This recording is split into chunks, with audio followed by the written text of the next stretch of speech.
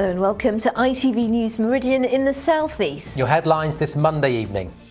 After a 3-month battle, Sussex aid worker Sally Becker finally brings 40 Ukrainian refugees back to the UK to safety and to their new homes. Seeing those women and kids suffering in the camp and not knowing what was happening, if they had a future, really it was such a relief when those visas finally came through.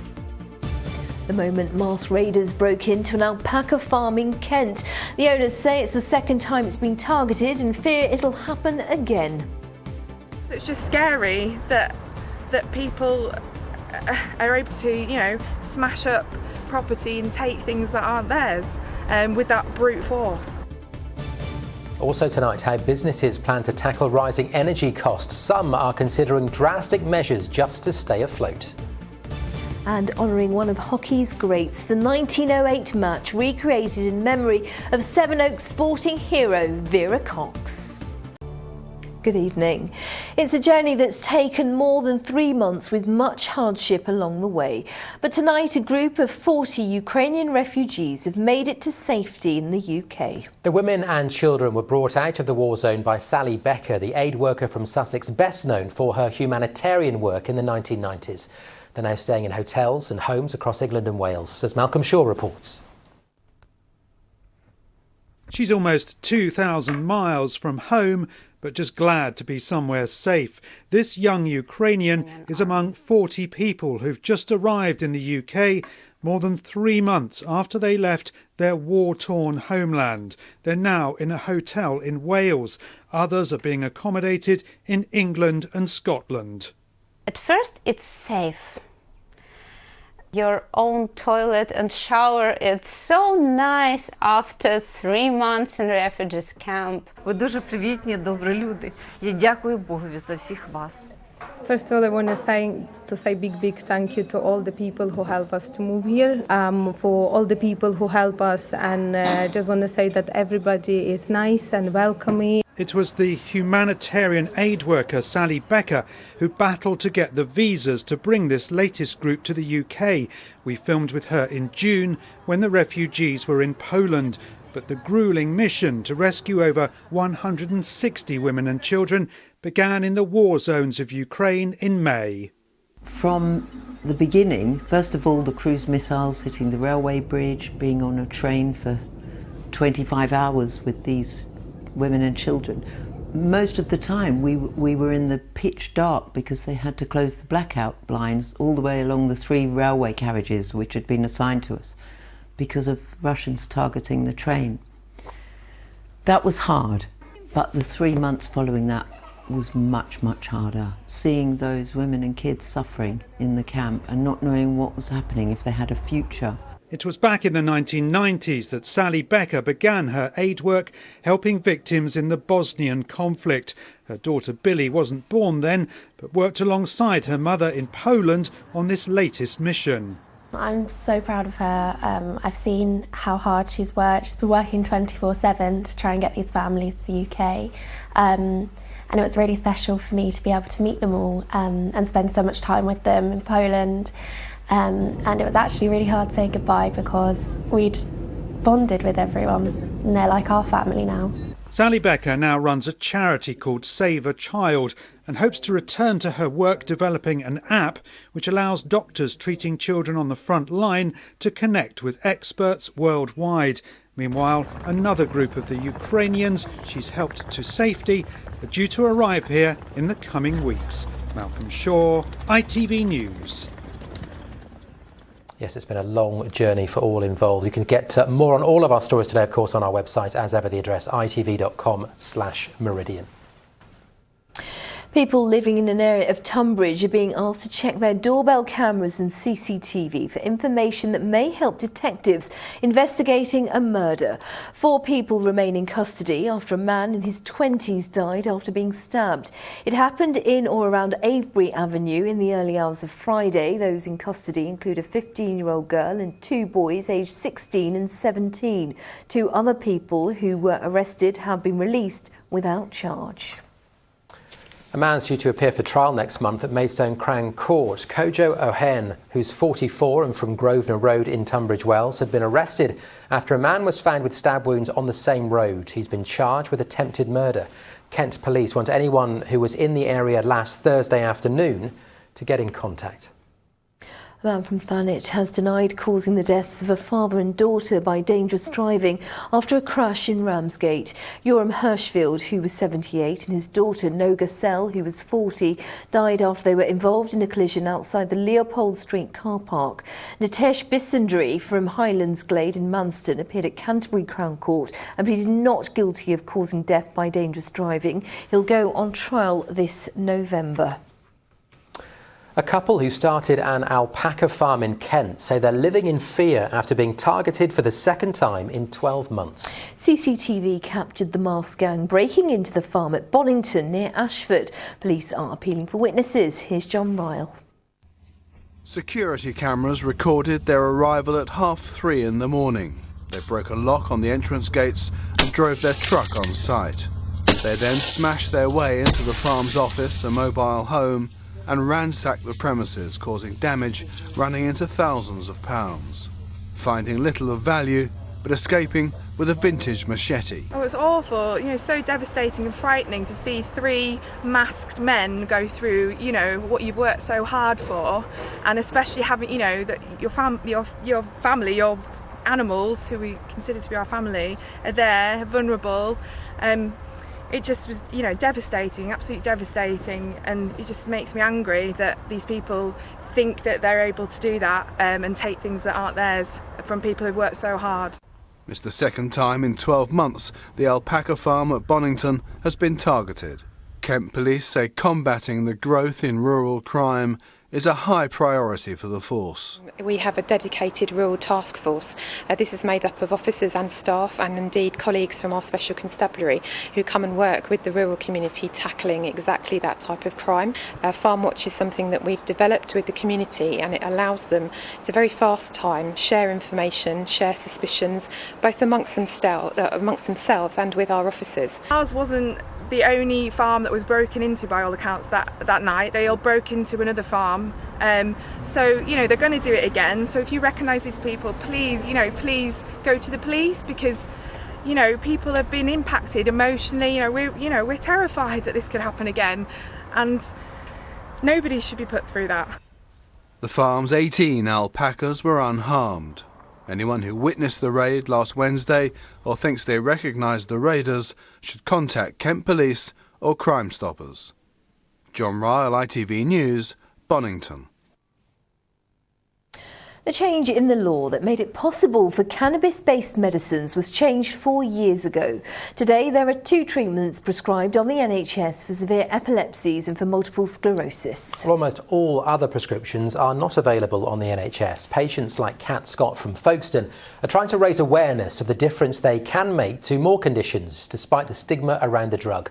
With more, here's Tony Green. This is Catherine Scott preparing her legally prescribed medicinal cannabis. At age 21, the mum from Folkestone was diagnosed with endometriosis and polycystic ovarian syndrome. Both cause chronic pain, and prescribed medicines had unwanted side effects. All they could do really is give me pain relief, and if any large amounts of pain came up, I would then be sort of blue lighted to have cysts removed urgently, and that happened to think about 4 or 5 times before I then got to a point where I was actually losing blood quite a lot of the month. And that was when I was 36. They did a total hysterectomy and removed both ovaries and everything else along with it, and put me on HRT. It was then Catherine started using medical cannabis. It's grown in secure and controlled conditions in facilities like this in Kent. It's really changed my life. I've dropped so many meds. I feel so much better. This can save lives. It's definitely saved mine. Medical cannabis is an incredible medicine in the sense that it treats so many different types of conditions, ailments and diseases. It helps modulate mood, it helps with appetite, it is extremely good for sleep. One of the main things that our doctors are prescribing medical cannabis for is pain-related conditions. Although the law changed in 2018, nearly all prescriptions, like Catherine's, are private and not paid for by the NHS, and the stigma around it hasn't gone away. A Department of Health and Social Care spokesperson said specialist doctors are allowed to prescribe cannabis-based products where clinically appropriate and in the best interests of patients. Licensed cannabis medicines are funded where there is clear evidence of their quality, safety and effectiveness. We're working to establish clinical trials to test the safety and efficacy of more cannabis-based products for medicinal use to inform future NHS funding decisions. More evidence is needed before medical cannabis is more widely used, but it will also take a shift in the way the drug is seen. Tony Green, ITV News, Folkestone. Medway has put its hat in the ring for a share of government funding for two major projects. The council wants £40 million to build new walking and cycling routes in Gillingham and a new business park in Rochester. They're applying for the money as part of the government's Levelling Up Fund. Police in St Leonard's have joined an initiative to mentor and inspire young people in the town. The Dare to Dream programme was created by a community interest company and led by a local radio personality.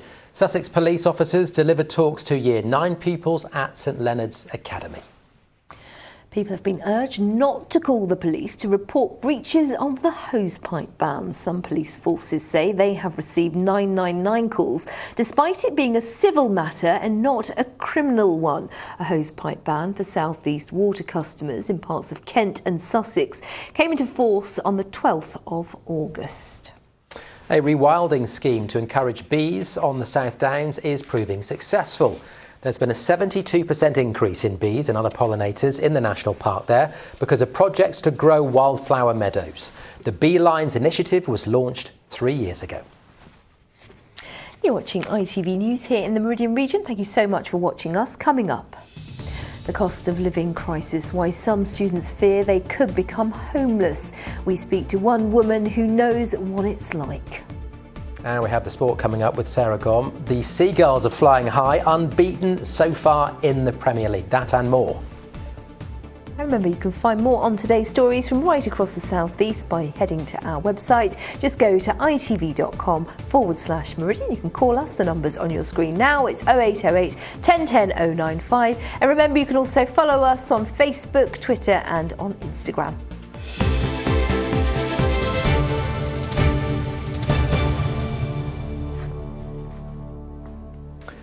Now, rising energy prices are having an impact on everyone's lives, from the size of household bills, the cost of a weekly shop, to what it sets you back to fill up the car.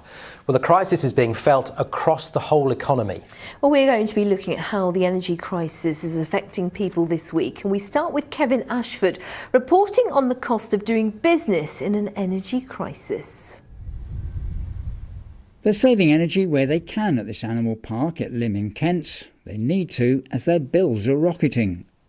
We use a range of fuels, not just electricity and gas, but also diesel oil and tank oil as well. So we're getting it from all angles. The only saving grace for us at the moment is we fixed our electricity contract, and that doesn't run out until January time. So at the moment, across the two parks, it's costing us about 1.4 million a year. That's about £400,000 more than it would in a normal year. But I expect that to go up significantly in January.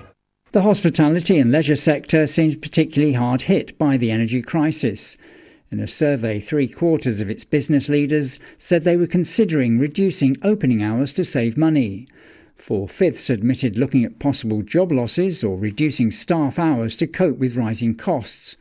And 1/4 said they were considering closure in the next year because of the spiralling crisis. So when the staff come in the morning, clean up, are they actually just turning the whole pub on? Delvin Lane's job is to help companies like Ashton Archer's pub business save energy and money as prices soar. Can you buy better? Can you buy green energy and get that bit done right? And the second bit is really, do you understand where your energy's going? Because you can do all the efficiency measures in the world, but where's going to make the biggest bang for buck? Where's going to make the biggest impact? So we're working with Ash and the team here, are putting in sort of circuit level smart metering so they can really understand, is there energy going in lighting? Is it in the cellars? Is it in their kitchens? And from that information, they can make absolutely informed decisions on where to make the best energy efficiency improvements. I think as many small steps as we can do will all add up to bigger steps, because if we're doing those on a daily basis, slowly 2 hours of a kitchen being closed, and you do that 6 days a week, for example, that's 12 hours energy savings you made there. And are you confident that's going to be enough? No, it's, that's just what we can do. We need a lot more help. And that call for help is echoed by business groups. The Federation of Small Businesses wants the government to help its members by, amongst other measures, easing their tax burden, reducing bills like energy, and tackling the problem of late payment to small firms by bigger companies. These interventions need to happen as soon as possible and urgently. The government cannot wait any longer. We cannot put politics in front of business support. Anything that can be done now should be done now. And the faster we move, the more small businesses we will save. The government says it's supporting companies with 50% business rates relief by freezing alcohol duty rates on beer, cider, wine and spirits, and by reducing employer national insurance. It says this is in addition to the billions in grants and loans offered throughout the pandemic. Many businesses say surviving the pandemic was a huge enough task. Now coping with rapidly rising energy costs may be a challenge too far. Kevin Ashford, ITV News. Well, the cost of living is a worry for students too, especially those who can't count on the bank of mum and dad to help them out. The housing charity Shelter says 1 in 7 students are worried they could become homeless in the next 6 months due to increased prices, not just energy. Yes, they say it's leading to sleepless nights and anxiety for students who should be experiencing their first taste of freedom. Chloe Oliver has been speaking to one woman who's experienced homelessness as a student. Mounting bills and unaffordable rent left student Serena Creighton and her son in this mouldy, cockroach-infested hostel, forcing her to give up her degree in favour of finding a safe roof over their head. It's so hard because you're trying and you've got a kid that is depending on you, and it's already costing us enough when you're students. There's not a lot of support, especially if you're an adult student. If you're a mature student, you're cut off from a lot of the grants and a lot of the support because you're an adult. Serena isn't alone in the growing hidden student homeless epidemic. According to housing charity Shelter, 2/3 of students are currently struggling to afford their housing costs or are behind on rent. Their research has found 1 in 7 students fear they could end up homeless by Christmas. In the southeast, 48% of students say the rising cost of living has made them more worried about losing their home. In Brighton alone, 20% of students say they've had to sleep rough at some point.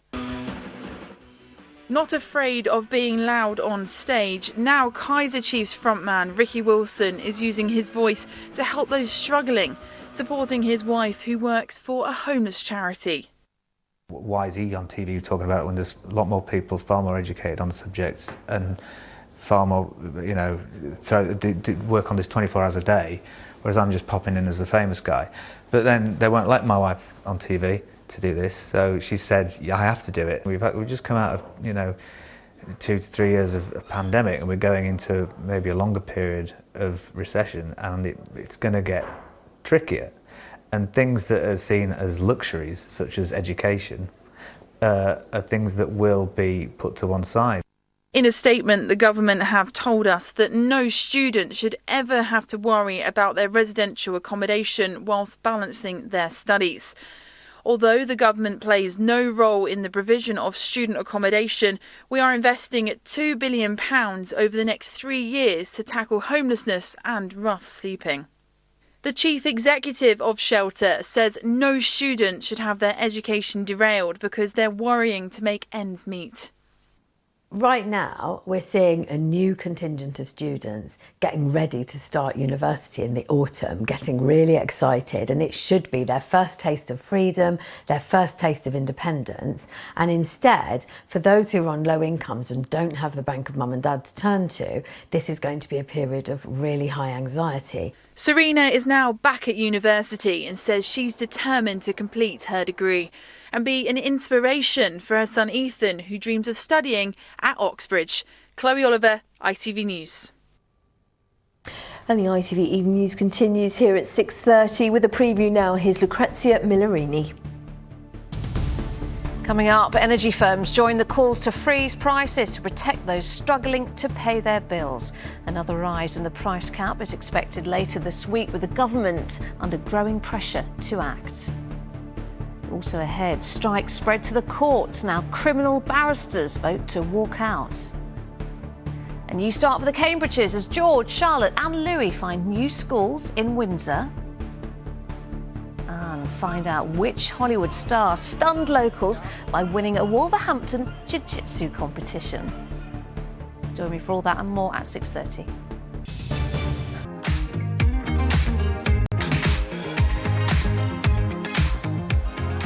On to League Two, and a defeat for Crawley Town means a fourth loss in 5 games, with Kevin Betsy's men sitting just off the foot of the table on 1 point.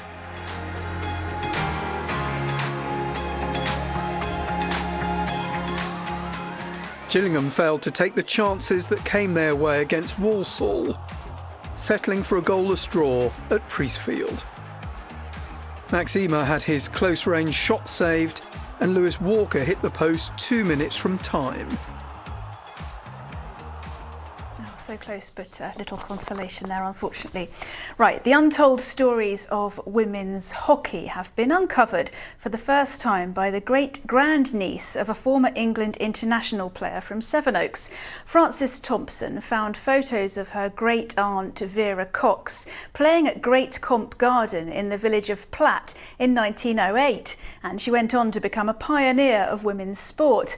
Well, to honour her contribution, she's organised a hockey match in the same place, including the rather formal kits they would have worn at the time, as Joe Coshen's been finding out. At the start of the 20th century, Vera Cox and Frances Maxwell sat at the highest table of hockey, as chair and president of the women's game. But their story has never been told, until now. With the help of Vera's great-grandniece, a group of hockey players have recreated a match to honour them, in exactly the same place they would have played then. Now, Vera was the youngest one. She was a bit of a hockey superstar in the early 1900s. She came here playing hockey, met Mrs. Maxwell, Mrs. Heron Maxwell, and basically there was no children. They had money, and they just played lots of hockey, did lots of social works. They were on the WI, they ran the Women's Land Army in the Second World War, and it all happened here. These early women who were setting it up, fighting the men, saying, hey, we want to play sport, we're just as equal to you, and that's where it all started. Well, they look like they're practising in someone's back garden, and that's because they are. But in 1908, this unassuming field in Sevenoaks was an important home for women's sport, and where many say the growth of women's hockey really began. The sport has changed a lot since then. They created an international association for women, as there was for the men, so they could compete in the Olympics and the Commonwealth Games. Fast forward to 2022, where Team England won gold, and perhaps the most visual change is the kit. The fashion was for women not to show their ankles and really have long sleeve shirts on. And it wasn't until, I would say, the beginning of the 20s, after the First World War, you saw that first beginning, the change, the shorter skirts. And it must have been really difficult to play. And you think, and then you see some of the film work, and they were pretty nippy on the pitch. They didn't hang around. I think maybe the older you get, the more you reflect on the women that have gone before, and the more you appreciate quite what a big thing it was, the things that they set up, the things they put in place, and how difficult it would have been back then. So yes, I think anyone playing the game today, and probably women's sport in general, has got a lot to be thankful for the women that came before.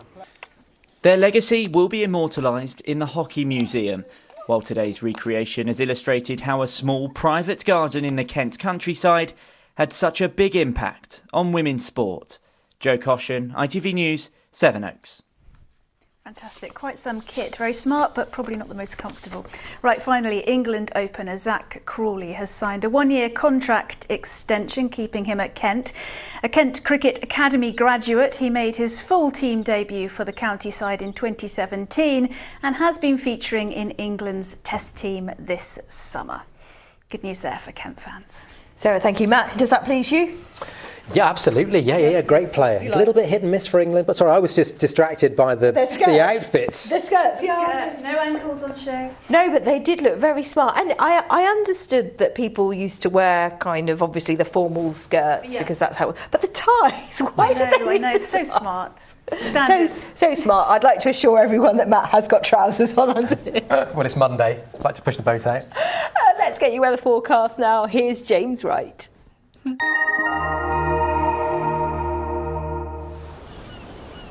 Feels like home, whatever the weather.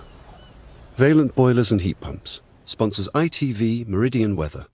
Hello there, good evening. Not a great week weather-wise. We will see some sunshine. We might actually see a little bit of rain, hopefully feeling nice and warm, but unfortunately rather humid. As far as what's going on, there are a succession of fronts heading towards us. By the time they get to us, they sort of either pivot away or don't produce a great deal of wet weather. That's until we get into Thursday around the afternoon, because we've got this front with us. It might develop into a bit of a wave. That could develop some heavier showers, and it's accompanied by a little bit of a plume coming up from the south. So feeling very warm, and that warm weather could trigger off more showers. But as far as this evening goes, well, the front from today just skirting away. Yes, a bit of extra cloud, not a great deal of wet weather, but it's going to leave us with a legacy of humid air and maybe a little bit of mist and fog by the end of the night. Humid will make it feel slightly uncomfortable for sleeping, not much of a breeze, so lows of 17 to 19 Celsius, feeling rather muggy.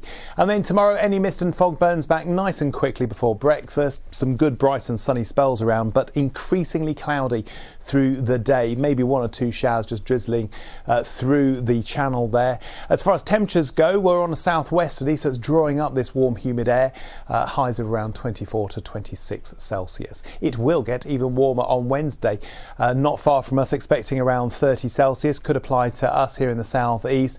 This front here eventually pootles down towards us for Thursday. There could be some heavy showers on there, and it's set to once again remain on the warm side. Valent sponsors ITV Meridian Weather.